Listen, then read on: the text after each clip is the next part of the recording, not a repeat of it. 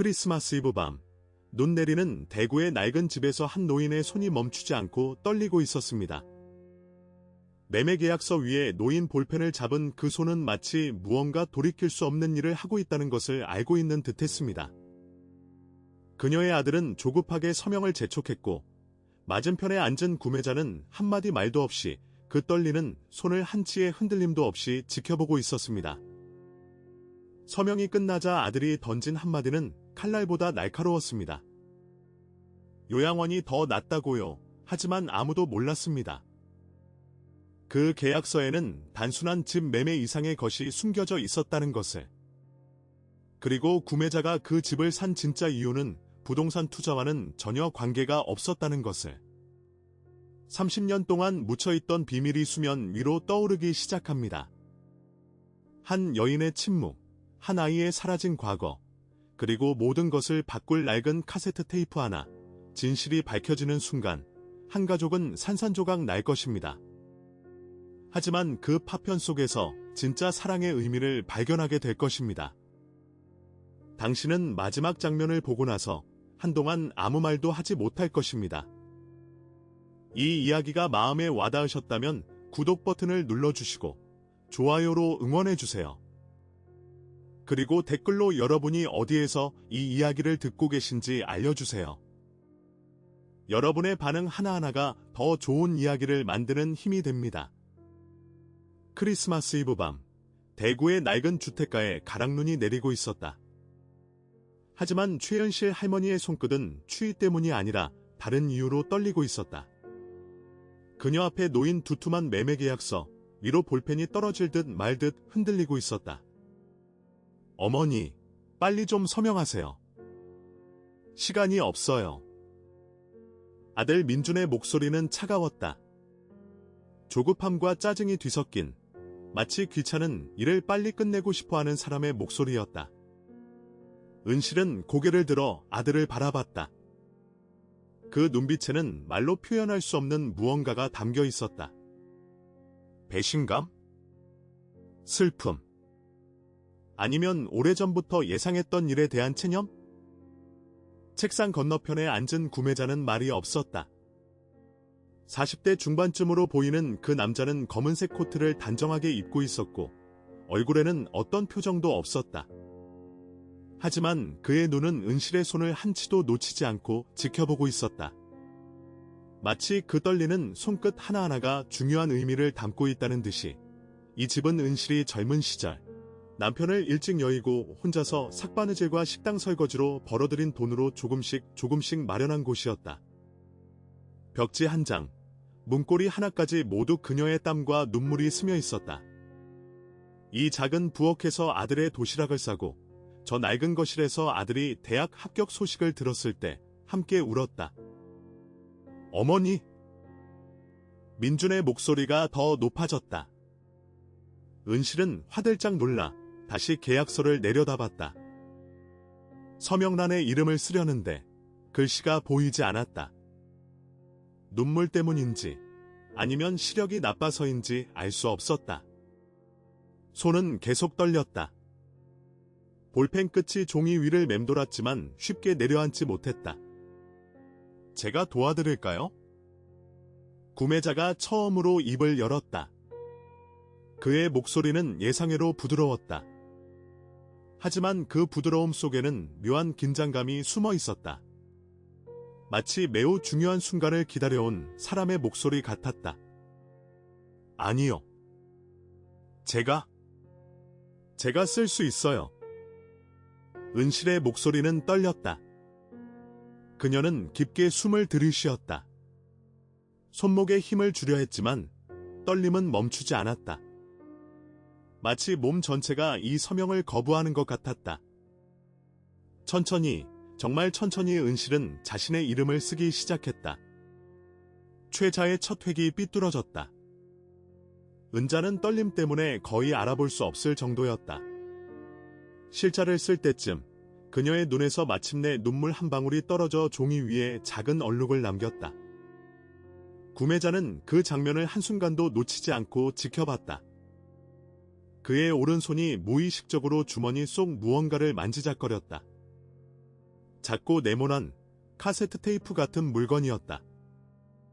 서명이 완성되는 순간 방 안의 공기가 변했다. 민주는 안도의 한숨을 쉬었다. 구매자는 조심스럽게 마치 성물을 다루듯 계약서를 집어들었다. 그리고 그것을 정성스럽게 접어서 서류 가방에 넣었다. 그 손놀림에는 단순히 부동산을 매입한 사람의 모습이 아니라 훨씬 더 깊고 개인적인 무언가를 얻은 사람의 조심스러움이 담겨 있었다. 자, 이제 끝났어요. 어머니, 짐은 제가 이미 정리해뒀습니다. 민주는 시계를 보며 말했다. 마치 다음 약속이 있다는 듯이 은실은 천천히 일어났다. 그녀의 시선이 집 안을 천천히 훑었다. 부엌의 낡은 찬장, 거실의 해진 소파, 복도의 금강 거울. 모든 것이 작별 인사를 하는 것 같았다. 제 방에 있는 사진첩은 요양원의 짐을 많이 가져갈 수 없대요. 어머니? 필요한 건 제가 다 챙겼어요. 민준의 대답은 기계적이었다. 은실은 더 이상 아무 말도 하지 않았다. 구매자가 일어서며 고개를 숙여 인사했다. 집, 잘 지키겠습니다. 그 말에는 묘한 무게감이 실려 있었다. 단순한 인사치레가 아니라 마치 약속 같은 것이었다. 은실은 그를 바라봤다. 그 순간 그녀의 눈빛이 흔들렸다. 마치 무언가를 알아본 듯한, 아니 오래전 기억이 희미하게 떠오른 듯한 표정이었다. 하지만 그것은 순식간에 지나갔고 다시 그녀의 눈은 공허해졌다. 밖으로 나오자 찬바람이 얼굴을 때렸다. 민주는 어머니의 팔을 잡아 차로 이끌었다. 그의 차는 새 것이었다. 몇 달 전에 산 SUV였다. 차 안에서 한참을 달렸다. 창밖으로 익숙한 동네가 점점 멀어졌다. 단골 슈퍼, 30년을 다닌 교회, 매주 산책하던 공원. 모든 것이 스쳐 지나갔다. 어머니. 민준이 입을 열었다. 그의 목소리에는 죄책감과 방어적인 태도가 섞여 있었다. 저도 이렇게 하고 싶지 않았어요. 하지만 어쩔 수 없잖아요. 제 형편도 어렵고 애들 교육비에 대출이자에 어머니 모시고 살 수가 없어요. 요양원이 더 나아요. 전문가들이 있고 같은 나이 또래 분들도 있고 어머니한테도 더 좋은 거예요. 은실은 대답하지 않았다. 그저 창밖을 바라봤다. 그녀의 눈에 비친 거리의 불빛들이 눈물에 번져 보였다. 차가 멈춘 곳은 대구 외곽의 한 공립요양원이었다. 건물은 오래되었고 복도에서 소독약 냄새가 강하게 났다. 방은 사인실이었다. 좁았다. 은실의 침대 옆 공간에는 작은 사물함 하나가 전부였다. 여기가 어머니 방이에요. 생각보다 괜찮죠? 민준의 목소리는 밝게 만들려는 노력이 역력했다. 하지만 그의 손은 빨리 어머니를 자리에 앉히고 짐을 대충 사물함에 넣은 뒤 시계를 또 한 번 봤다. 저 가봐야 해요. 어머니. 애들이 기다려요. 크리스마스니까 자주 올게요. 그는 어머니의 이마에 형식적인 키스를 했다. 차갑고 빠른 키스였다. 돌아서는 그의 등을 보며 은실은 가만히 앉아 있었다. 복도를 걸어 나가는 민준의 발소리가 점점 멀어졌다. 엘리베이터 문이 닫히는 소리가 들렸다. 그리고 완전한 침묵이 찾아왔다. 은실은 천천히 고개를 들어 창밖을 봤다. 눈이 조금 더 세차게 내리고 있었다. 멀리서 교회 종소리가 들렸다. 크리스마스 이브를 알리는 종소리였다. 그녀의 입술이 희미하게 움직였다. 요양원이 더 낫다고. 그 말을 중얼거리는 그녀의 목소리에는 무언가가 부서지는 소리가 담겨 있었다. 그리고 그날 밤, 은실은 잠들지 못했다. 어둠 속에서 그녀는 천장을 바라보며 오래된 기억들을 떠올렸다. 아들이 태어난 날 첫 걸음마를 뗀 날 초등학교 입학식, 대학 졸업식. 하지만 그 모든 기억보다 더 선명한 것이 있었다. 오늘 밤, 계약서에 서명하던 그 순간. 그리고 구매자의 그 눈빛. 왜 그 남자는 그렇게 그녀를 바라봤을까? 왜 그렇게 조심스럽게 계약서를 다뤘을까? 은실은 알 수 없었다. 하지만 한 가지는 확실했다. 뭔가 끝난 게 아니라 이제 시작된 것 같다는 느낌. 그리고 그 시작은 결코 평범하지 않을 것이라는 두려움. 요양원의 첫 아침은 잔인했다. 은실은 새벽 5시에 눈을 떴다. 집에서라면 이 시간에 일어나 따뜻한 차를 끓이고 라디오를 틀어놓고 창문을 열어 신선한 공기를 들이곤 했다. 하지만 여기서는 모든 게 달랐다. 옆 침대에서 누군가의 거친 숨소리가 들렸고 복도에서는 간호사들의 바쁜 발소리가 끊임없이 오갔다. 소독약 냄새가 목구멍까지 차올라 숨쉬기가 답답했다. 창문 밖으로 보이는 풍경도 낯설었다. 높은 건물들 사이로 비좁게 난 하늘, 어제까지 내리던 눈은 이미 회색 진흙으로 변해 있었다. 은실은 천천히 몸을 일으켰다. 관절이 뻣뻣했고 머리가 지끈거렸다. 하지만 가장 아픈 건 가슴이었다. 마치 무언가가 찢어진 것 같은 통증이 계속됐다. 할머니, 일어나셨어요? 아침 식사 시간이에요. 젊은 간호사가 문을 열고 밝은 목소리로 말했다. 너무 밝았다. 억지로 만든 밝음이 느껴졌다. 은실은 고개를 끄덕이고 천천히 일어섰다. 슬리퍼를 신고 복도로 나갔다. 식당으로 가는 길, 양쪽으로 비슷한 처지의 노인들이 보였다. 어떤 이는 휠체어에 앉아 멍하니 벽을 바라보고 있었고 어떤 이는 간호사의 부축을 받아 느리게 걸어가고 있었다. 식당은 시끄러웠다.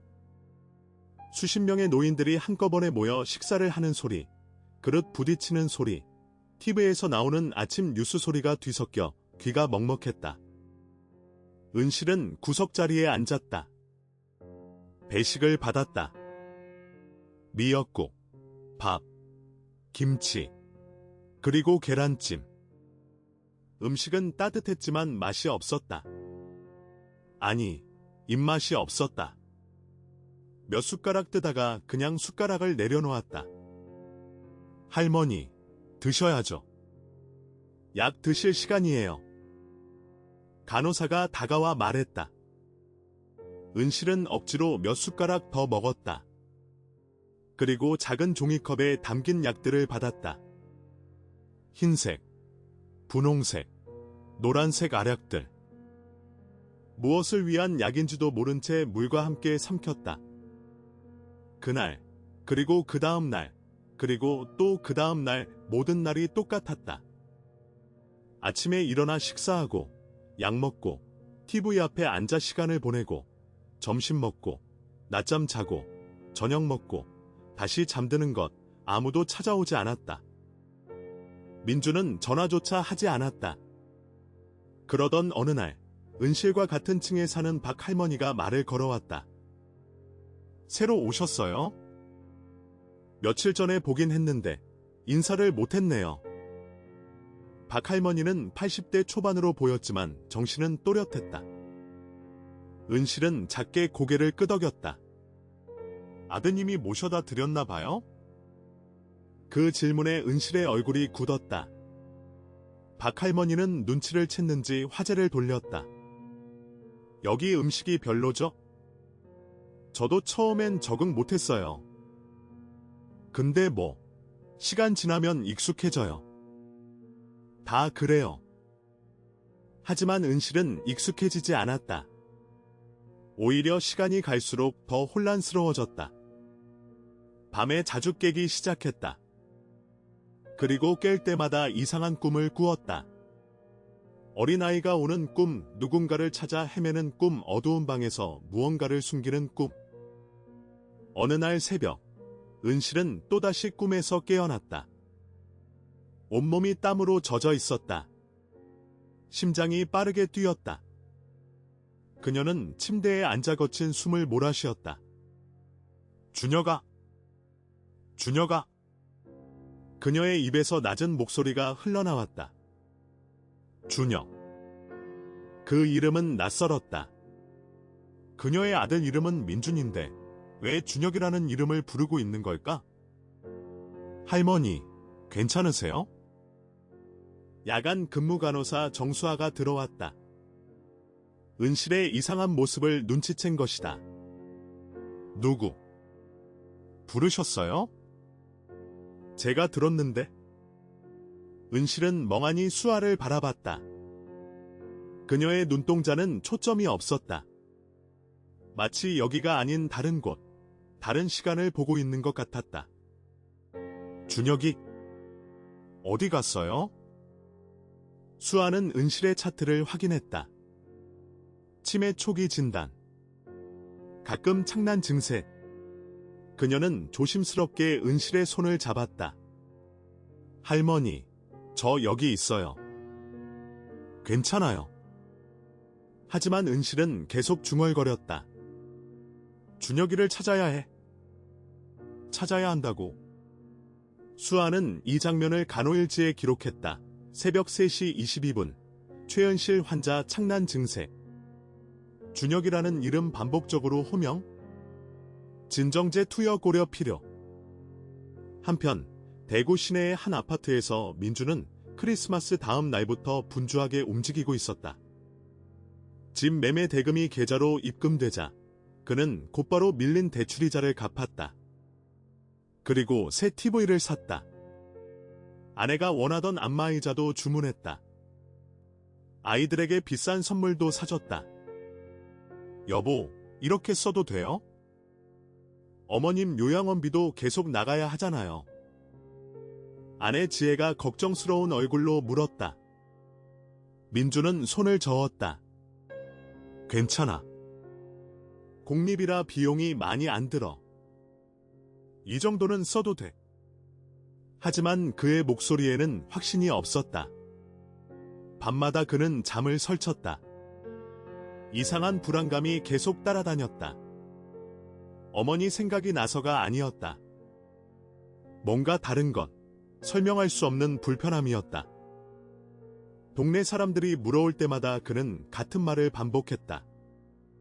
어머니 치매가 심해지셔서 어쩔 수 없었어요. 전문적인 케어가 필요하시거든요. 제가 집에서 모실 수가 없어서. 사람들은 고개를 끄덕였다. 하지만 어떤 이들의 눈빛에는 의심이 있었다. 최은실 할머니가 그렇게까지 치매가 심한 것처럼 보이지 않았기 때문이었다. 몇 달 전까지만 해도 혼자 장을 보고 교회에 나가고 이웃들과 이야기도 잘 나누던 분이었는데 특히 옆집 김 할머니는 직접적으로 물었다. 민준 씨, 근데 집은 왜 판 거예요? 요양원비가 그렇게 많이 드나요? 민주는 얼굴이 붉어지며 말했다. 제 사정이 어려워서요. 할머니는 모르실 거예요. 요즘 살기가 얼마나 힘든지. 김 할머니는 더 이상 묻지 않았다. 하지만 그녀의 표정은 편하지 않았다.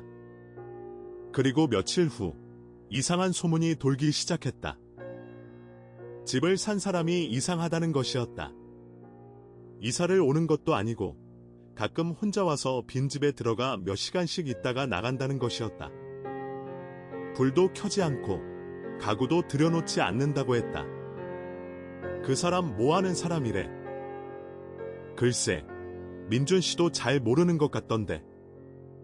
이상하지 않아? 멀쩡한 집을 사놓고 안 들어오고. 동네 사람들의 수군거림이 커졌다. 그리고 그 소문은 결국 민준의 귀에도 들어왔다. 그는 불안해졌다. 왜 구매자가 그런 행동을 하는지 이해할 수 없었다. 그날 밤, 민주는 구매자의 전화번호를 찾아봤다. 계약서에 적힌 번호였다. 하지만 전화를 걸 용기가 나지 않았다. 무엇을 물어야 할지도 몰랐다. 왜 집에 안 들어가세요? 라고 물을 수는 없는 일이었다. 요양원에서 은실의 상태는 점점 더 불안정해졌다. 낮에는 멍하니 있다가도 밤이 되면 이상한 말들을 중얼거렸다. 내가 말하면 안 돼 말하면 그 아이가 수아는 이 모든 것을 기록했다. 그리고 어느 날 사회복지사 이선미가 은실의 케이스를 검토하게 되었다. 선미는 경력 15년의 베테랑이었고 특히 노인 학대나 부당한 처우에 민감한 사람이었다. 그녀는 은실의 기록을 읽으며 이상함을 느꼈다. 치매 진단이 있지만 대화할 때는 비교적 또렷하다. 특정 이름을 반복적으로 부른다. 그리고 무엇보다 가족의 방문이 단 한 번도 없었다. 최은실 할머니, 제가 한번 찾아뵐게요. 선미는 메모를 남기고 은실의 방으로 향했다. 구매자의 이름은 강태준이었다. 40대 중반, 서울에서 작은 출판사를 운영하는 평범한 사람. 적어도 겉으로 보기에는 그랬다. 하지만 그가 대구 외곽의 그낡은 집 앞에 섰을 때 그의 표정은 전혀 평범하지 않았다. 계약이 끝난 지 일주일이 지난 어느 오후였다. 태주는 회색 코트를 입고 집 앞에 서서 한참 동안 대문을 바라봤다. 그의 손은 주머니 속에 깊숙이 들어가 있었고 그곳에서 무언가를 만지작거리고 있었다. 작고 네모난 물건. 오래된 카세트 테이프였다. 천천히 마치 신성한 장소에 들어가는 사람처럼 태주는 대문을 열었다. 경첩이 삐걱거리는 소리가 고요한 오후 공기를 갈랐다. 마당에는 낙엽이 쌓여 있었다. 아무도 치우는 사람이 없었기에 겨울바람에 이리저리 굴러다니고 있었다. 현관문을 열자 먼지 냄새가 코를 찔렀다. 태주는 신발을 벗고 안으로 들어갔다. 집은 텅 비어 있었다. 민준이 가져갈 만한 것은 다 가져갔고 남은 것은 오래된 가구 몇 개와 벽에 남은 못자국 그리고 시간의 흔적들 뿐이었다. 태주는 거실 한가운데 서서 천천히 주변을 둘러봤다. 그의 눈은 모든 구석구석을 훑었다. 마치 기억을 더듬는 사람처럼. 그는 한 발 한 발 조심스럽게 걸어 부엌으로 향했다. 부엌은 작았다. 낡은 가스레인지, 금이 간 싱크대, 페인트가 벗겨진 찬장. 태주는 찬장 앞에 멈춰 섰다. 그의 손이 떨리며 찬장 문을 열었다. 안은 비어 있었다. 하지만 그는 마치 무언가를 보는 듯 한참을 그 빈 공간을 바라봤다. 여기였어. 그의 입에서 낮은 중얼거림이 흘러나왔다. 목소리에는 그리움과 후회, 그리고 말로 표현할 수 없는 복잡한 감정이 뒤섞여 있었다. 태주는 찬장 문을 닫고 거실로 돌아왔다. 그리고 복도를 따라 안쪽 방으로 걸어갔다.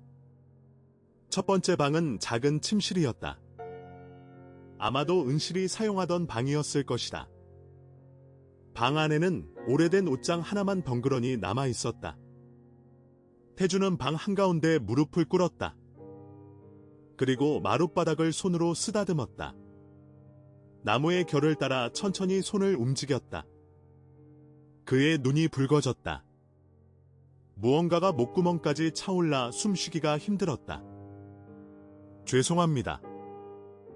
정말 죄송합니다. 갑자기 그의 입에서 흐느낌이 터져나왔다. 40대 중년 남자가 빈방 한가운데서 울고 있었다. 그의 어깨가 떨렸고 눈물이 뺨을 타고 흘러 바닥에 떨어졌다. 한참을 그렇게 있다가 태주는 천천히 일어났다. 눈물을 닦고 코트 주머니에서 카세트 테이프를 꺼냈다. 테이프 케이스에는 손글씨로 날짜가 적혀 있었다. 1994년 8월 15일. 거의 30년 전이었다. 태주는 테이프를 꼭 쥐고 창문으로 다가갔다. 창밖으로 작은 마당이 보였다. 한쪽 구석에는 오래된 감나무가 서 있었다. 잎은 다 떨어지고 앙상한 가지만 남아 겨울 하늘을 향해 뻗어 있었다. 저 나무 그대로네요. 태주는 미소 지었다. 하지만 그 미소는 슬펐다. 그는 한참 동안 그 나무를 바라봤다. 마치 그 나무가 무언가를 말해주기를 기다리는 것처럼. 시간이 얼마나 지났을까? 해가 기울기 시작했다. 태주는 다시 거실로 돌아와 바닥에 앉았다. 벽에 기대어 눈을 감았다. 주머니에서 꺼낸 테이프를 가슴에 안았다. 그때 밖에서 인기척이 들렸다. 태주는 화들짝 놀라 일어났다. 대문이 열리는 소리였다. 누군가 들어오고 있었다. 거기 누구세요? 익숙한 목소리였다. 민준이었다. 그는 동네 사람들의 말을 듣고 집에 누가 자꾸 드나든다는 소문을 확인하러 온 것이었다. 태주는 현관으로 나갔다. 민준과 눈이 마주쳤다. 아, 구매자분이시군요. 무슨 일이세요? 이사는 안 오시나요? 민준의 목소리는 경계심으로 가득 차 있었다. 태주는 침착하게 대답했다. 곧 이사 올 겁니다. 그 전에 집 상태를 확인하러 왔어요. 그럼 연락을 하시든지. 이렇게 혼자 자꾸 오시면 동네 사람들이 이상하게 생각해요. 민준의 말투가 날카로워졌다. 태주는 그를 조용히 바라봤다. 그 눈빛에는 묘한 무게감이 있었다. 걱정 끼쳐드려 죄송합니다. 앞으로는 조심하겠습니다. 태주는 정중하게 고개를 숙였다. 그리고 코트 주머니에 테이프를 다시 넣고 현관을 나섰다. 민주는 그의 뒷모습을 멍하니 바라봤다. 뭔가 이상했다. 이 남자에게서 풍기는 분위기가 일반적인 집 구매자와는 달랐다. 태준이 떠나고 민주는 혼자 집안을 둘러봤다. 모든 것이 그대로였다. 특별히 달라진 것도 없었다. 하지만 공기가 달랐다. 마치 누군가의 슬픔이 공간에 스며든 것 같았다. 민주는 어머니가 쓰던 방으로 들어갔다. 그리고 옷장 문을 열었다. 옷은 다 가져갔지만 옷장 구석에 오래된 상자 하나가 남아 있었다. 민주는 그것을 꺼내 열어봤다. 안에는 오래된 사진들이 있었다. 흑백 사진들이었다. 한 장의 사진이 민준의 시선을 사로잡았다. 젊은 시절의 어머니가 어린 남자아이를 안고 있는 사진이었다. 그런데 이상했다. 그 아이는 민준이 아니었다. 민준이 태어나기도 전의 사진이었다. 사진 뒷면에는 연필로 이름이 적혀 있었다. 준혁이와 함께 1994년 여름. 준혁. 그 이름은 민준에게 생소했다. 어머니가 자신 전에 다른 아이를 키운 적이 있었나? 아니면 친척 아이? 민준은 혼란스러웠다. 왜 이런 사진을 한 번도 본 적이 없을까? 그는 사진을 주머니에 넣고 집을 나왔다. 대문을 잠그고 차에 올라탔지만 시동을 걸지 못했다. 머릿속이 복잡했다. 구매자의 이상한 행동, 어머니가 밤에 부르던 이상한 이름, 그리고 지금 발견한 사진. 모든 것이 연결되는 것 같으면서도 명확하지 않았다. 한편 태주는 차 안에서 한참을 앉아 있었다. 집에서 조금 떨어진 공원 주차장이었다. 그는 핸들을 꽉 쥐고 있었다. 손마디가 하얗게 질릴 정도로. 이제 시작해야 해. 더는 미룰 수 없어. 그는 중얼거렸다. 그리고 휴대전화를 꺼내 전화번호 하나를 찾았다. 화면에는 이선미 복지사라는 이름이 떠 있었다. 태주는 잠시 망설이다가 통화 버튼을 눌렀다. 여보세요, 선미씨? 저예요. 강태준입니다. 약속했던 거. 이제 시작할 수 있을 것 같습니다. 네, 최은실 할머니에 대해서요. 제가 알고 있는 모든 것을 말씀드리겠습니다. 전화를 끊고 태준은 깊은 한숨을 쉬었다. 30년 동안 가슴속에 묻어두었던 비밀을 꺼내는 것은 쉽지 않았다.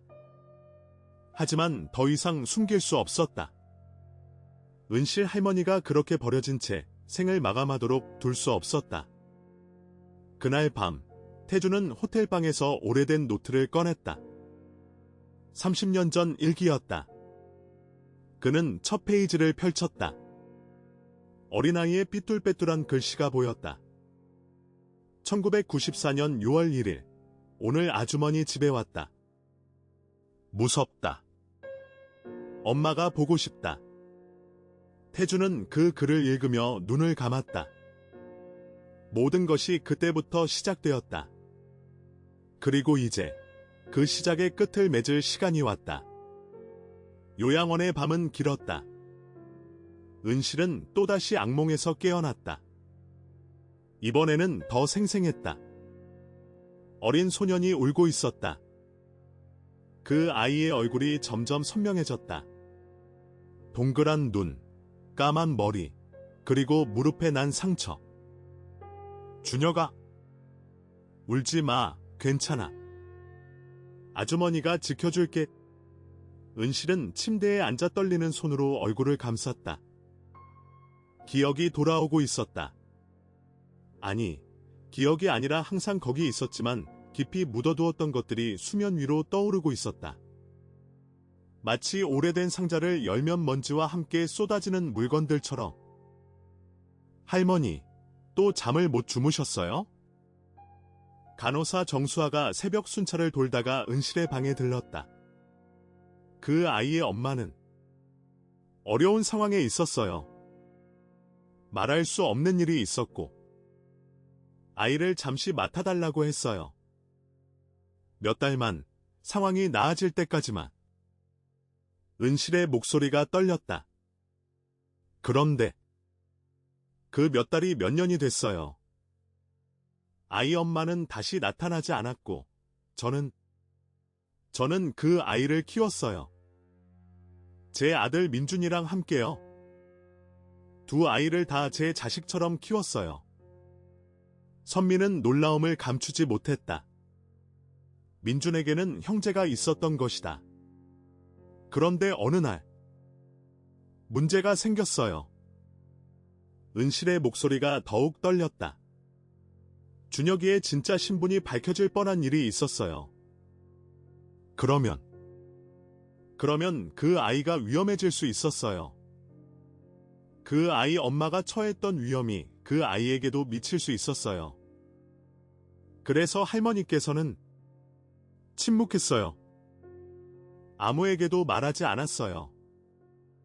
준혁이는 그냥 친척 아이라고, 잠시 맡은 아이라고만 했어요. 공식적인 기록은 남기지 않았어요. 은실은 얼굴을 두 손으로 감쌌다. 그리고 준혁이가 12살이 됐을 때 그 아이를 데려갈 사람이 나타났어요. 먼 친척이라고 했지만 진짜 누군지는 몰라요. 그 사람은 준혁이를 데려갔고 저에게 절대 아무 말도 하지 말라고 했어요. 그 아이를 위해서라고. 방 안에 무거운 침묵이 흘렀다. 선미는 메모를 하며 조심스럽게 물었다. 할머니, 혹시 그때 어떤 증거나 기록을 남기신 게 있으세요? 은실은 고개를 끄덕였다. 카세트 테이프. 제가 모든 걸 녹음했어요. 만약을 대비해서 나중에 준혁이가 돌아와서 진실을 알고 싶어 할 때, 혹은 제가 기억을 잃게 될 때를 대비해서. 그 테이프는 어디에 있나요? 집에. 제 옛날 집 부엌 찬장 뒤에 숨겨뒀어요. 하지만 이제 은실의 얼굴이 절망으로 일그러졌다. 이제 그 집은 팔렸어요. 제 아들이 팔아버렸어요. 테이프도 아마 버려졌겠죠? 선미는 빠르게 생각했다. 하지만 그녀가 뭔가를 말하기 전에 은실이 갑자기 그녀의 손을 꽉 잡았다. 선생님, 제발. 준혁이를 찾아주세요. 그 아이가 어떻게 살고 있는지, 괜찮은지 알고 싶어요. 제가 죽기 전에. 바로 그때 방문이 열렸다. 놀랍게도 강태준이 서 있었다. 그의 손에는 작은 카세트 테이프가 들려 있었다. 은실은 태준을 보자마자 온몸이 얼어붙었다. 그녀의 눈이 커졌고 입술이 떨렸다. 준혁아? 태준은 천천히 방 안으로 들어왔다. 그의 눈에도 눈물이 고여 있었다. 안녕하세요, 아주머니. 아니, 엄마. 그 한마디에 은실의 눈에서 폭포수처럼 눈물이 쏟아졌다. 선미는 숨을 죽인 채 그 장면을 지켜봤다. 30년 만의 재회였다. 태준은 은실 앞에 무릎을 꿇었다. 제가 왔어요. 늦었지만 왔어요. 은실은 떨리는 손으로 태준의 얼굴을 어루만졌다. 그 얼굴에는 어린 시절의 흔적이 아직 남아 있었다. 동그란 눈, 이제는 작아진 그 상처의 자국. 정말 내가 맞니? 내 준혁이? 네, 엄마. 저예요. 두 사람은 서로를 꼭 안았다. 30년의 공백, 30년의 그리움, 30년의 침묵이 그 포옹 속에서 녹아내렸다. 선미는 조용히 방을 나왔다. 그들에게 시간이 필요했다. 하지만 그녀는 알고 있었다. 이것은 시작일 뿐이라는 것을. 이제 진짜 이야기가 펼쳐질 것이라는 것을. 그리고 그 이야기는 많은 사람들을, 특히 민준을 뒤흔들 것이라는 것을. 민준은 집으로 돌아가는 길에 중고가구점에 들렀다. 어머니 집에 남아있던 오래된 가구들을 팔기로 한 것이었다. 요양원비가 생각보다 많이 들었고 새로 산 물건들 때문에 통장 잔고가 빠르게 줄어들고 있었다. 이 장롱하고 식탁 얼마에 가져가실 수 있어요? 중고가구점 주인은 가구들을 살펴보더니 고개를 저었다. 너무 낡았는데요? 10만 원 정도밖에 못 드려요. 10만 원이요? 이게 원래 100만 원 넘게 주고 산 건데. 그게 30년 전 얘기잖아요. 지금은 이런 거 찾는 사람도 없어요. 민주는 한숨을 쉬었다.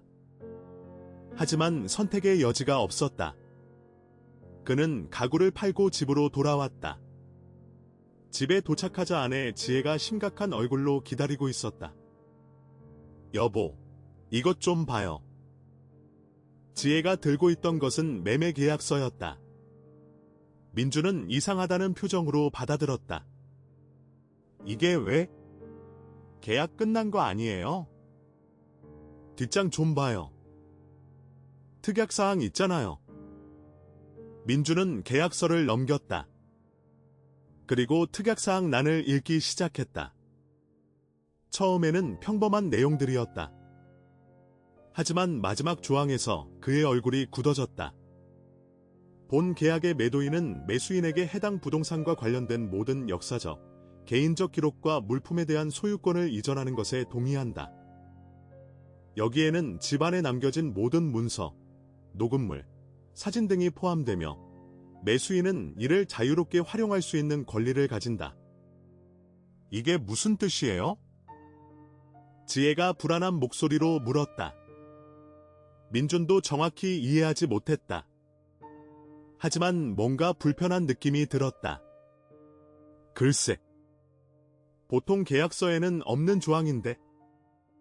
여보, 혹시 어머님 집에 뭔가 중요한 게 남아 있었던 거 아니에요? 그 사람이 집만 산 게 아니라 다른 걸 노린 거 아닐까요? 민주는 갑자기 옷장에서 발견했던 사진이 떠올랐다. 준혁이라는 이름이 적힌 그 사진. 그리고 어머니가 밤마다 부르던 그 이름.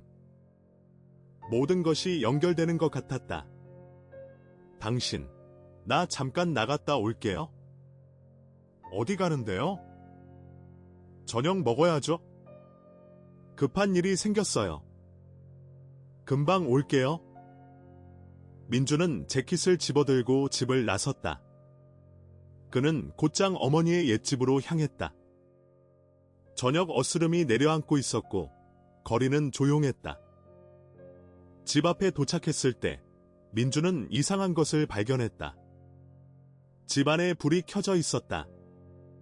그는 조심스럽게 대문을 열고 안으로 들어갔다. 현관문이 열려 있었다.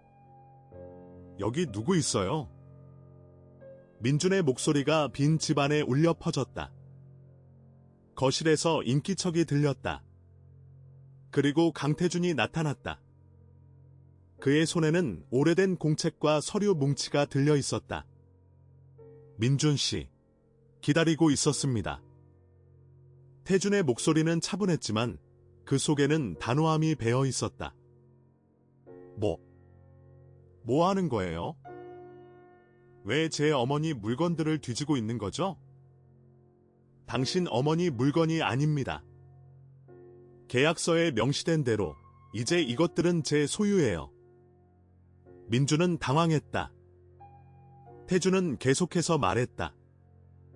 민준 씨, 당신은 이 집을 그냥 집으로만 봤죠. 하지만 이 집은 단순한 부동산이 아니었어요. 이곳은 진실이 숨겨진 곳이었습니다. 무슨 소리를 하는 거예요? 태준은 손에 든 공책을 민준에게 보여줬다. 최은실 할머니의 일기장입니다.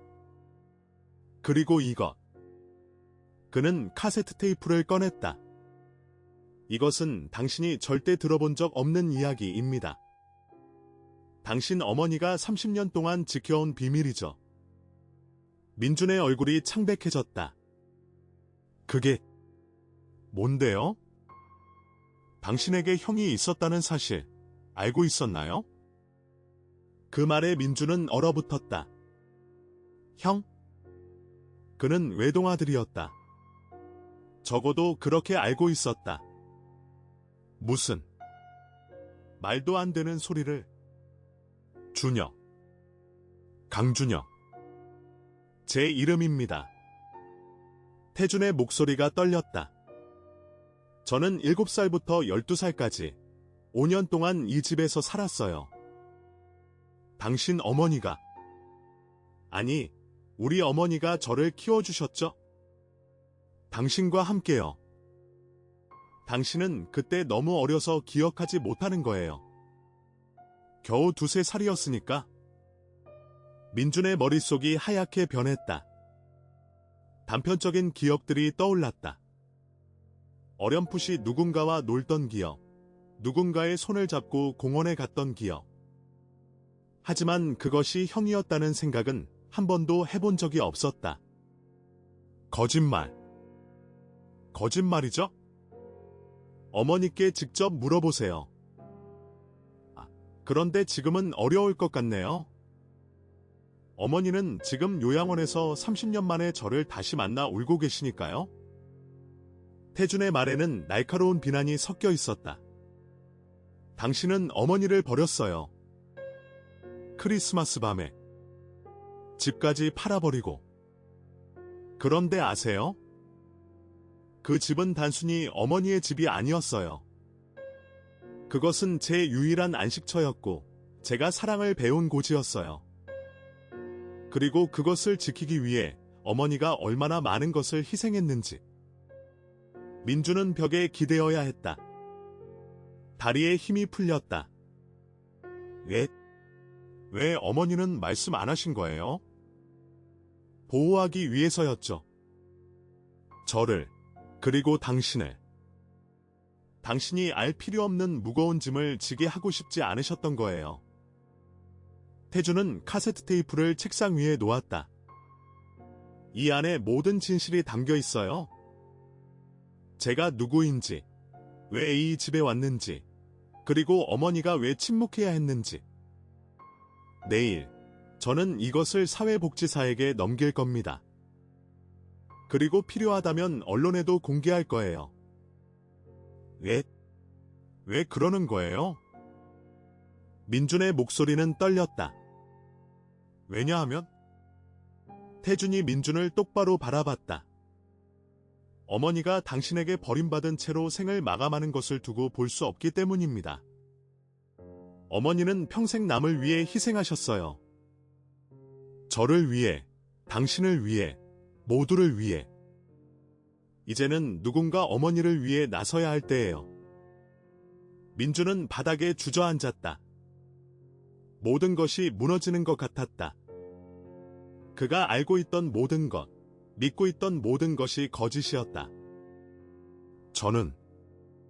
저는 몰랐어요. 모르는 것과 알려고 하지 않는 것은 다릅니다. 태준의 말은 차갑지만 진실했다. 당신은 어머니가 불편해지자 치워버렸어요. 마치 낡은 가구처럼. 그게 얼마나 잔인한 일인지 생각해 본 적 있나요? 민준은 대답할 수 없었다. 태준은 집을 나서며 마지막으로 말했다. 내일 오전 10시, 요양원에서 만납시다. 그리고 어머니께 제대로 된 사과를 하세요. 늦었지만 아직 기회는 있으니까요. 문이 닫혔고 민준은 혼자 어둠 속에 남았다. 그의 손은 떨렸고 가슴은 터질 것 같았다. 무언가 엄청난 것이 다가오고 있었다. 그리고 그것을 막을 방법은 없었다. 밖에서 눈이 내리기 시작했다. 하얀 눈송이들이 어둠 속에서 조용히 땅에 내려앉았다. 마치 세상이 곧 깨끗하게 씻겨질 것처럼. 그날 밤, 민준은 한숨도 자지 못했다. 천장을 바라보며 수없이 뒤척였다. 옆에서 지혜가 잠든 숨소리가 들렸지만 그에게는 그 소리조차 멀게만 느껴졌다. 머릿속은 혼란스러웠다. 형이 있었다는 것, 어머니가 30년 동안 비밀을 지켜왔다는 것, 그리고 자신이 그 모든 것을 모른 채 어머니를 버렸다는 사실. 새벽 5시, 민준은 침대에서 일어났다. 거실로 나와 소파에 앉았다. 어제 주머니에 넣어두었던 사진을 꺼냈다. 어머니와 어린 소년. 준혁. 사진 속 소년의 눈을 자세히 들여다봤다. 그 눈에는 두려움과 동시에 희망이 담겨 있었다. 내가 정말 몰랐던 걸까? 민준은 스스로에게 물었다. 하지만 대답은 나오지 않았다. 아니, 나오고 싶지 않았던 것일지도 몰랐다. 오전 9시, 민준은 요양원으로 향했다. 차 안에서도 손은 계속 떨렸고 심장은 불규칙하게 뛰었다. 요양원 주차장에 차를 세우고도 한참을 그대로 앉아 있었다. 들어갈 용기가 나지 않았다. 하지만 시간은 흘렀고 약속 시간인 10시가 되었다. 민준은 천천히 차에서 내려 요양원 안으로 들어갔다. 로비에서 사회복지사 이선미가 기다리고 있었다. 민준 씨죠? 저는 이선미입니다. 이쪽으로 오세요.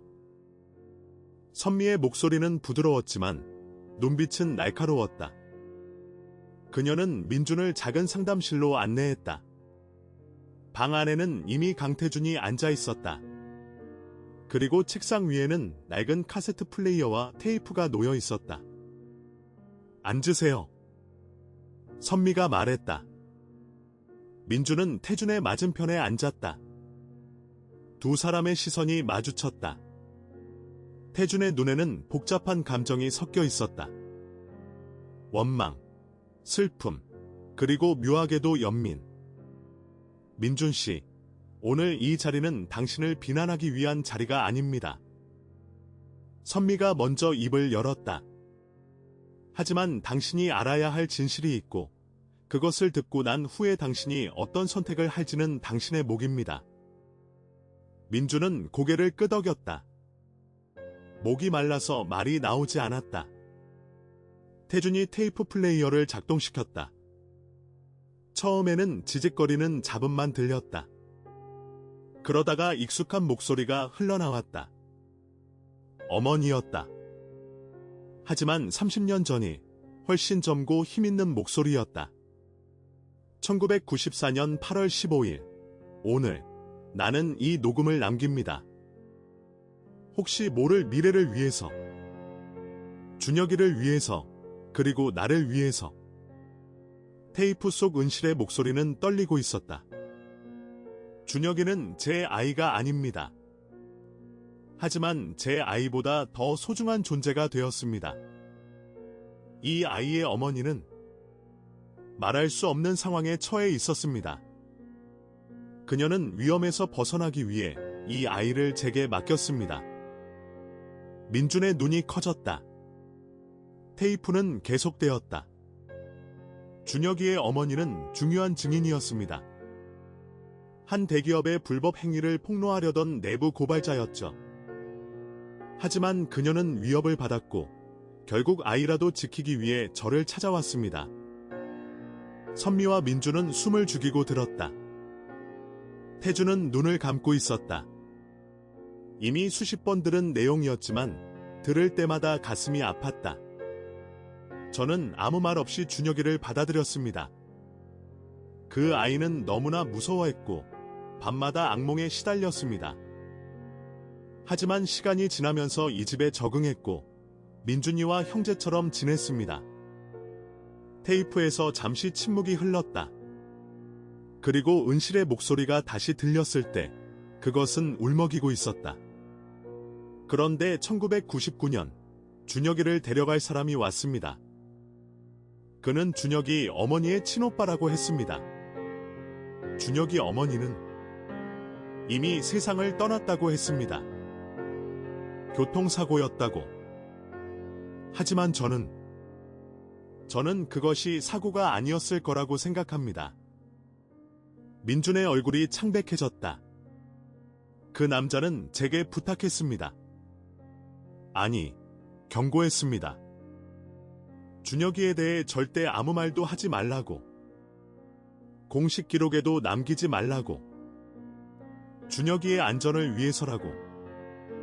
만약 준혁이의 존재가 알려지면 그 아이도 위험해질 수 있다고. 테이프 속에서 흐느끼는 소리가 들렸다. 저는 그 말을 믿었습니다.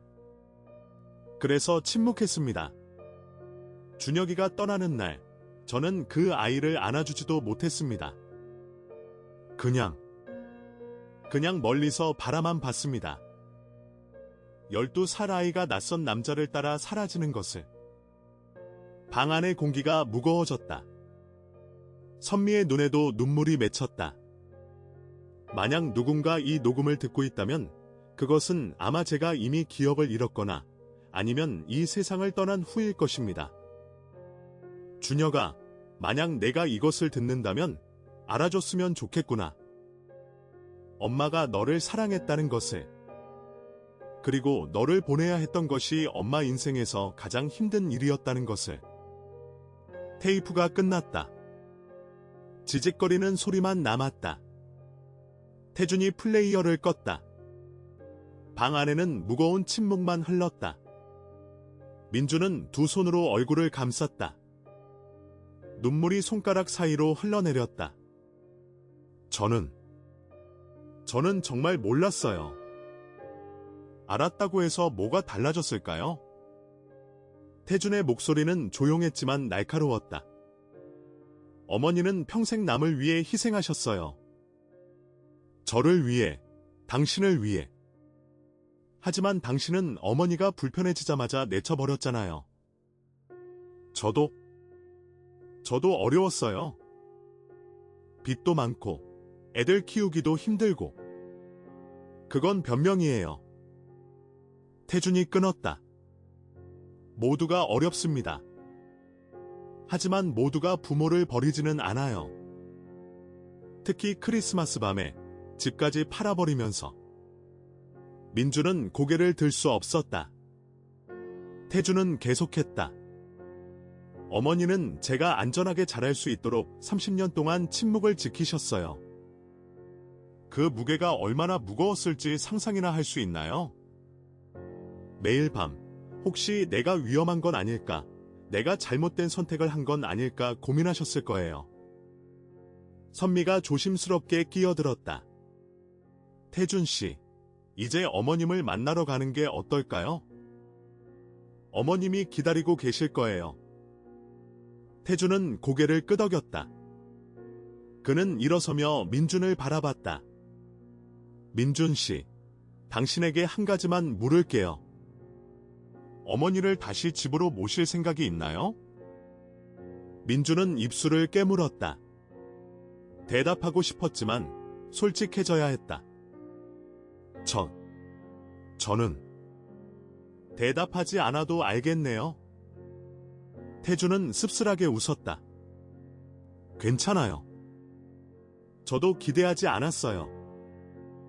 하지만 적어도 어머니께 가서 사과는 하세요. 그리고 고맙다고 말씀드리세요. 당신을 키우느라 얼마나 힘드셨을지. 세 사람은 은실의 병실로 향했다. 복도를 걸으며 민준의 발걸음은 점점 무거워졌다. 병실 문 앞에 섰을 때 그는 문을 열 용기가 나지 않았다. 태준이 먼저 문을 열었다.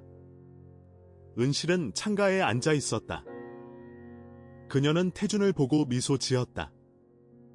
하지만 민준을 보자 그 미소는 사라졌다. 그녀의 눈빛은 복잡했다. 사랑과 실망이 뒤섞여 있었다.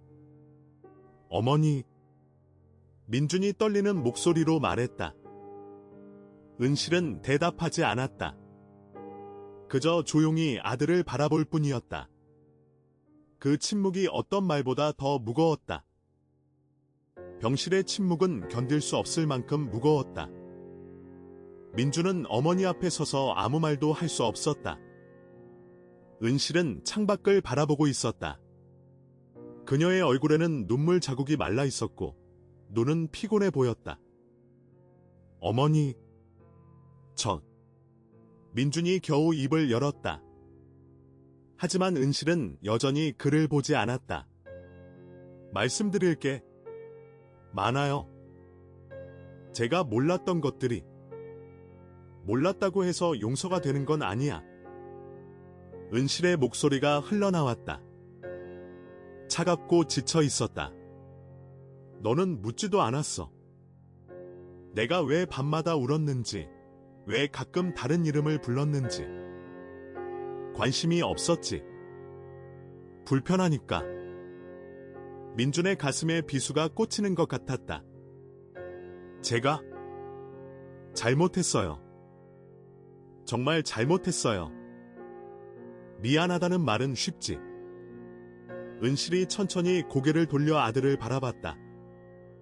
하지만 그 말로 무엇이 바뀌니? 내가 요양원에서 보낸 그 끔찍한 날들이 돌아오니? 내 집이 돌아오니? 민준은 무릎을 꿇었다. 바닥에 이마를 대고 울기 시작했다. 어머니, 죄송해요. 정말 죄송해요. 태주는 조용히 그 장면을 지켜봤다. 그의 마음도 편하지 않았다. 복수를 원했던 것은 아니었다. 단지 진실이 밝혀지기를 원했을 뿐이었다. 바로 그때 은실이 갑자기 가슴을 움켜쥐었다. 얼굴이 창백해지고 숨을 헐떡이기 시작했다. 어머니! 민준과 태준이 동시에 소리쳤다. 태준은 즉시 응급 버튼을 눌렀다. 의료진이 달려왔다. 심장에 무리가 온 것 같아요. 빨리 응급실로. 간호사들이 은실을 들것에 옮겼다. 민준은 넋을 잃은 채 그 모습을 바라봤다. 태준이 그의 어깨를 잡았다. 병원으로 가요. 빨리. 응급실 앞 복도. 민준은 의자에 앉아 머리를 감싸 쥐고 있었다. 태준은 창가에 서서 밖을 바라보고 있었다. 두 사람 모두 한마디도 하지 않았다. 1시간이 지났다. 2시간이 지났다. 마침내 의사가 나왔다. 보호자분이세요? 민준이 벌떡 일어났다. 네, 제가 아들입니다. 어머님 상태가 많이 안 좋으십니다. 심장이 약하신데 최근에 극심한 스트레스를 받으신 것 같아요. 계속 이런 상태가 반복되면 의사는 말을 잇지 못했다. 하지만 그 침묵이 모든 것을 말해주고 있었다. 지금은 안정을 취하고 계십니다. 하지만 앞으로 절대적인 안정이 필요합니다. 정서적으로도 육체적으로도. 민주는 벽에 기대어야 했다. 다리에 힘이 풀렸다. 태준이 다가와 그를 부축했다. 정신 차려요. 지금 무너지면 안 돼요. 제가 어머니를 죽이는 거예요. 민준의 목소리는 절망으로 가득 차 있었다. 이제라도 제대로 하면 돼요. 태준이 말했다. 하지만 그의 목소리에도 확신은 없었다. 그날 밤, 민준은 집으로 돌아가지 않았다. 병원 복도 의자에서 밤을 지새웠다. 태준도 함께 남았다. 두 형제는 서로 다른 의자에 앉아 서로 다른 과거를 떠올리며 아침을 기다렸다. 새벽 5시, 민준이 먼저 입을 열었다. 형이라고 불러도 될까요? 태준은 잠시 침묵했다가 고개를 끄덕였다. 기억나는 거 있어요? 우리가 함께 있었을 때? 민준이 물었다. 태준은 작게 웃었다. 당신은 정말 어렸어요. 2~3살. 맨날 제 뒤를 쫓아다녔죠. 형아 하면서. 저도 어렴풋이 기억나는 것 같아요. 누군가와 놀던 기억. 따뜻한 기억. 우리는 같은 방을 썼어요. 작은 방이었지만 저는 행복했어요. 처음으로 안전하다고 느꼈거든요. 태준의 목소리가 떨렸다. 우리 어머니는 두 아이를 키우느라 얼마나 힘드셨을까요? 홀로 말이에요. 민준은 대답할 수 없었다. 그는 어머니의 희생을 당연하게 여기며 살아왔다. 아침이 밝았다. 의사가 회진을 돌았고 은실의 상태가 조금 나아졌다는 소식을 전했다. 두 사람은 조심스럽게 병실로 들어갔다. 은실은 깨어 있었다. 산소 마스크를 쓰고 있었지만 눈은 또렷했다. 어머니. 민준이 침대 옆에 무릎을 꿇었다. 저 이제 알았어요. 어머니가 얼마나 많은 것을 희생하셨는지. 형을 위해서, 저를 위해서. 은실은 천천히 산소 마스크를 내렸다. 민준아. 네, 어머니. 너를 원망하지 않는다. 그 말에 민준은 울음을 터뜨렸다. 하지만 실망은 했어. 내가 너를 그렇게 키우지 않았는데. 죄송해요, 어머니. 정말 죄송해요.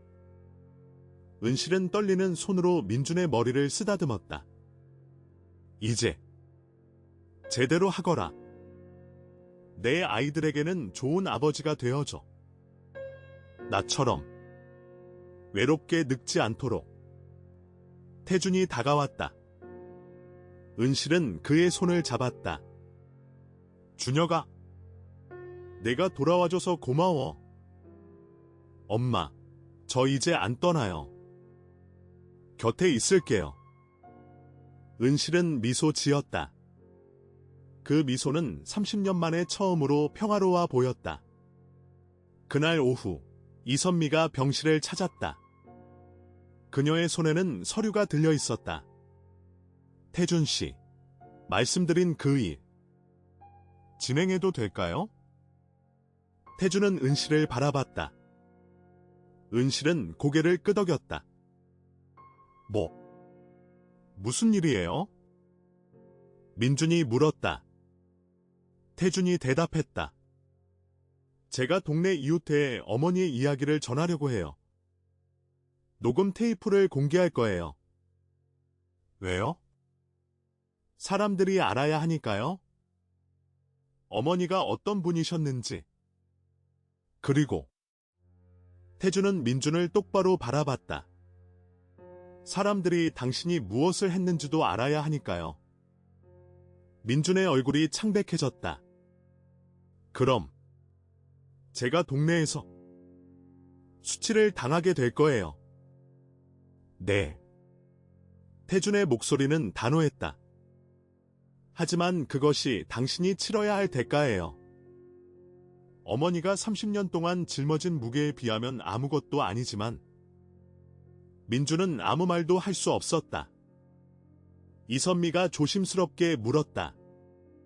최은실 할머니, 정말 괜찮으시겠어요? 이 이야기가 공개되면?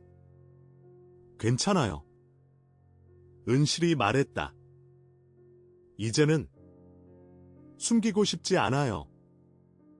준혁이도 안전하고 진실이 밝혀져도 이제 아무도 다치지 않으니까. 그날 저녁, 동네 이웃회관에서 긴급회의가 열렸다. 소문을 듣고 많은 사람들이 모였다. 태준이 앞에 섰다. 저는 강준혁입니다. 최은실 할머니, 아들입니다. 사람들이 웅성거렸다. 태준은 카세트 플레이어를 틀었다. 은실의 목소리가 회관에 울려 퍼졌다. 사람들은 숨을 죽이고 들었다. 테이프가 끝났을 때 회관은 숙연해졌다. 누군가 눈물을 닦았고 누군가는 고개를 숙였다. 그리고 모두의 시선이 한 사람에게 향했다. 뒤쪽에 숨어있던 민준이었다. 이호태관의 모든 시선이 민준에게 꽂혔다. 그는 벽에 등을 기댄 채 서 있었다.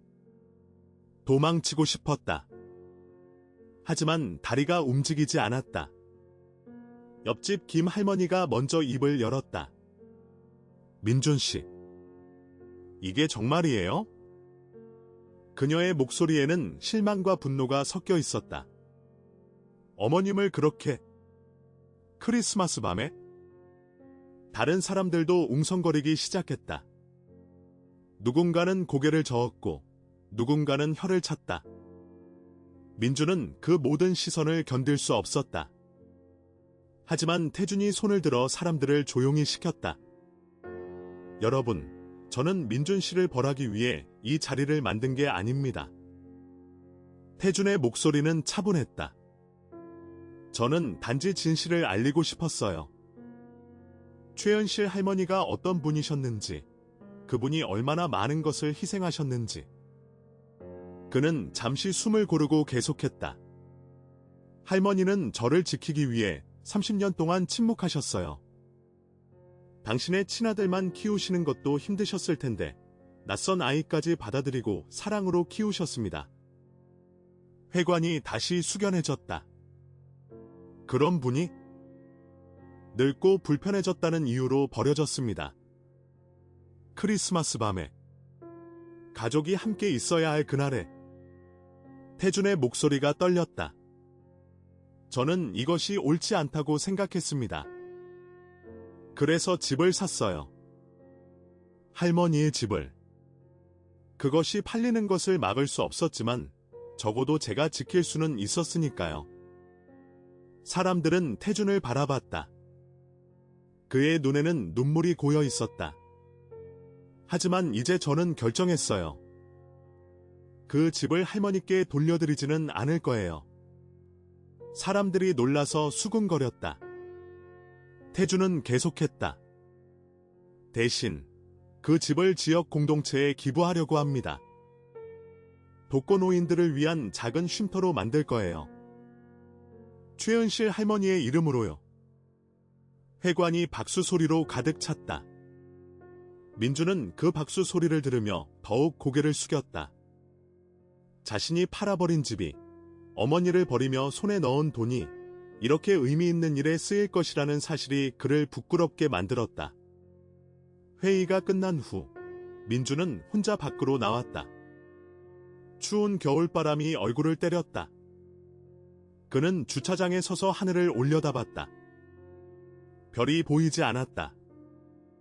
구름이 잔뜩 끼어 있었다. 민준 씨. 뒤에서 목소리가 들렸다. 태준이었다. 집에 안 가세요? 갈 수가 없어요. 무슨 얼굴로 아내와 아이들을 봐요? 민준의 목소리는 쉬어 있었다. 그들도 이제 알겠죠. 아버지가 남편이 어떤 사람인지. 태준은 민준 옆에 섰다. 두 사람은 한동안 말없이 어둠을 바라봤다. 민준 씨, 저는 당신을 파괴하고 싶었던 게 아니에요. 태준이 조용히 말했다. 단지 어머니가 마지막까지 외롭게 지내시는 걸 볼 수 없었어요. 형이 옳아요. 제가 잘못했어요. 변명의 여지가 없어요. 민준이 대답했다. 이제 어떻게 해야 할지 모르겠어요. 지금부터라도 제대로 하면 돼요. 어떻게요? 이미 모든 걸 망쳤는데. 태준은 민준의 어깨에 손을 올렸다. 어머니 곁에 있어주세요. 매일, 진심으로. 남은 시간이 얼마나 될지 모르잖아요. 민준은 고개를 끄덕였다. 눈물이 뺨을 타고 흘러내렸다. 다음 날부터 민준은 매일 병원에 갔다. 아침 일찍 출근하기 전에 들렀고 저녁에는 퇴근 후 다시 찾아갔다. 은실은 처음에는 불편해했다. 하지만 시간이 지나면서 조금씩 마음을 열기 시작했다. 어머니, 오늘 죽 만들어 왔어요. 어머니가 좋아하시는 호박죽이요. 민준이 보온통을 열었다. 은실은 작게 미소 지었다. 내가 만들었니? 아내가 도와줬어요. 처음 만들어봐서 맛이 좀 이상할 수도 있어요. 은실은 한 숟가락 먹어봤다. 그리고 고개를 끄덕였다. 맛있다. 그 한마디에 민주는 눈시울이 붉어졌다. 일주일이 지났다. 은실의 건강은 조금씩 나아지고 있었다.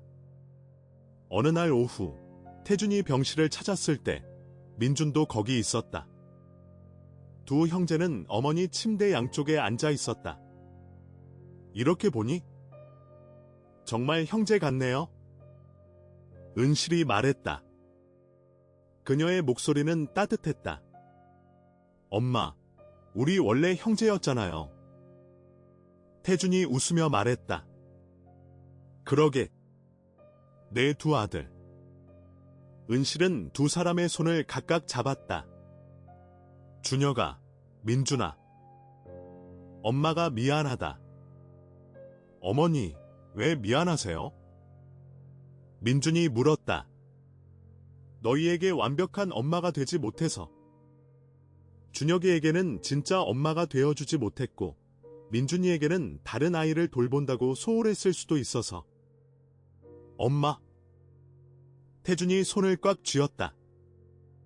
엄마는 최고의 엄마였어요. 저를 받아주시고, 사랑해주시고, 지켜주셨잖아요. 어머니, 저도요. 어머니는 완벽하셨어요. 제가 그걸 몰라봤을 뿐이에요. 민준도 눈물을 흘렸다. 은실은 두 아들을 번갈아 바라봤다. 그녀의 눈에도 눈물이 가득 찼다. 고맙다, 얘들아. 엄마는 행복했어. 너희 둘 다 있어서. 2주 후, 은실은 퇴원할 수 있게 되었다. 하지만 요양원으로 돌아가는 대신 태준이 마련한 새 집으로 갔다. 작지만 아늑한 아파트였다. 태준이 서울에서 대구로 사무실을 옮기며 어머니와 함께 살기로 한 것이었다.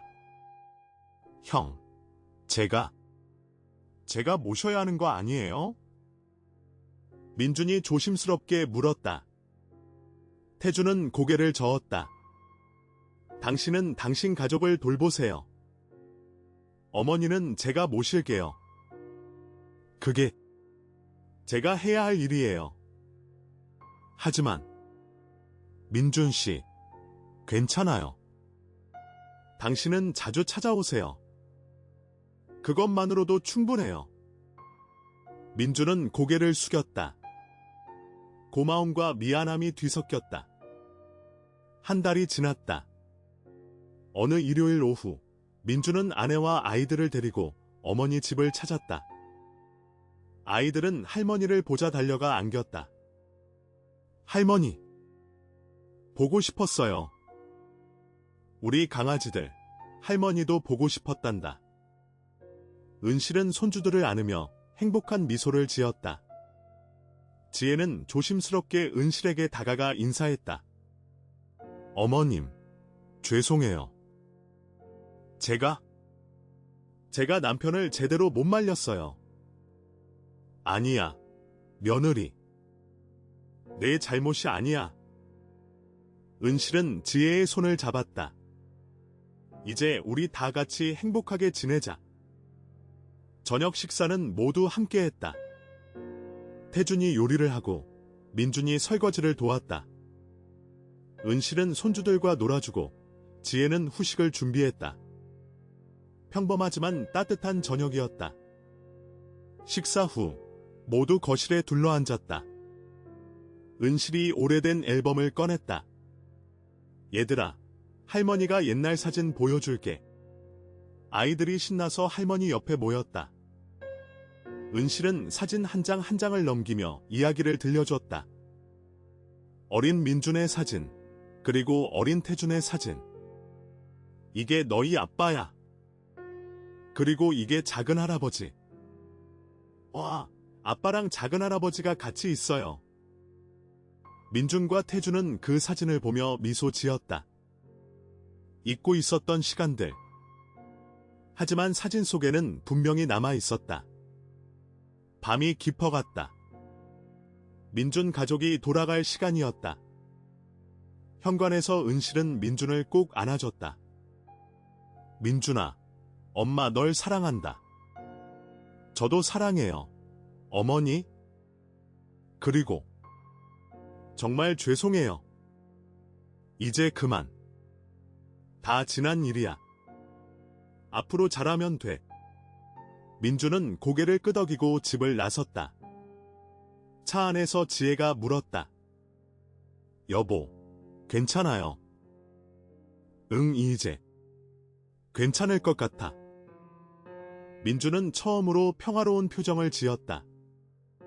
그날 밤, 은실은 태준과 함께 차를 마시며 창밖을 바라봤다. 눈이 내리고 있었다. 하얀 눈송이들이 조용히 내려앉았다. 준혁아. 네, 엄마. 엄마 행복해. 정말로. 태준은 어머니의 손을 잡았다. 저도요, 엄마. 집에 돌아온 것 같아요. 두 사람은 말없이 눈 내리는 풍경을 바라봤다. 30년의 침묵이 끝났다. 그리고 새로운 시작이 있었다. 완벽하지는 않았지만 진실되고 따뜻한 시작이었다. 때로는 우리가 가장 소중한 것들을 너무 당연하게 여기다가 잃고 나서야 그 가치를 깨닫습니다. 최은실 할머니는 30년 동안 침묵으로 사랑을 증명했고 민준은 그 사랑을 너무 늦게 이해했습니다. 만약 당신이 민준의 자리였다면 어떻게 하셨을까요? 부모님이 불편해졌을 때 당신은 곁을 지킬 수 있을까요? 아니면 편의를 선택하게 될까요? 이 질문은 언젠가 우리 모두가 마주하게 될 현실입니다. 그리고 그때 내린 선택은 평생 우리를 따라다닐 것입니다. 진정한 가족은 혈연으로만 만들어지지 않습니다. 최은실 할머니가 준혁에게 보여준 것처럼 가족은 선택이고 헌신이며 무조건적인 사랑입니다. 우리에게는 아직 시간이 있습니다. 사랑하는 사람들에게 고맙다고, 미안하다고, 사랑한다고 말할 시간이요. 민준처럼 모든 것을 잃고 나서야 후회하지 마세요. 오늘, 지금 이 순간 당신 곁에 있는 사람들을 소중히 여기세요. 그것이 이 이야기가 우리에게 남긴 가장 큰 교훈입니다. 이 이야기가 당신의 마음을 울렸다면 구독과 좋아요로 응원해주세요. 그리고 이 메시지를 더 많은 사람들과 나누고 싶다면 공유 버튼을 눌러주세요. 당신의 부모님, 가족, 친구들에게도 이 이야기가 전해져 모두가 후회 없는 선택을 할 수 있기를 바랍니다. 다음 이야기에서 또 만나요. 사랑하는 사람들을 꼭 안아주세요.